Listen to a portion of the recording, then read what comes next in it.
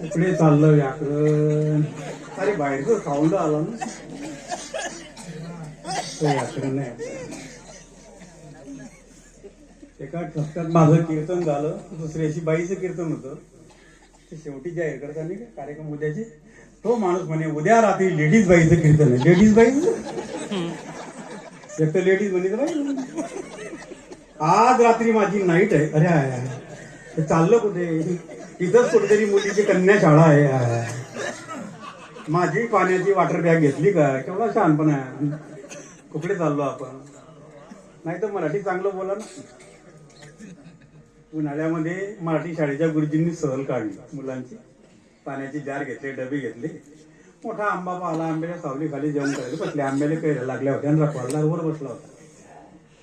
जेवता जेवता एका मुलाला म्हटलं, गुरुजी कैरी. गुरुजी म्हणे डोंटा, कैरीचं नाव घ्यायचं नाही. वरून 2 कैऱ्या पडल्या. दुसऱ्या मुलाला म्हटलं, गुरुजी कैरी. म्हणे डोंटा, नाव घ्यायचं नाही. वरून 2 कैऱ्या पडल्या. तिसऱ्या मुलाला म्हटलं, गुरुजी मला पण कैरी. डोंटा. तो वरचा म्हणे त्या बापाचा माल आहे का? 2 टाक 2 टाक चहा टाकल्यानंतर म्हणे ते 2 टाकून 2 टाक. कठीण आहे व्याकरण. काय काय करतील लोक, कसे बोलतील. कोरोनाच्या काळामध्ये मुली